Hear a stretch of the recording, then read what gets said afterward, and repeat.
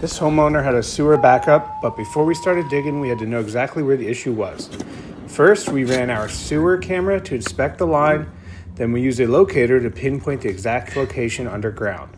That let us dig only where we needed to, expose the damaged section, make the repair, test everything, and leave the yard as clean as possible.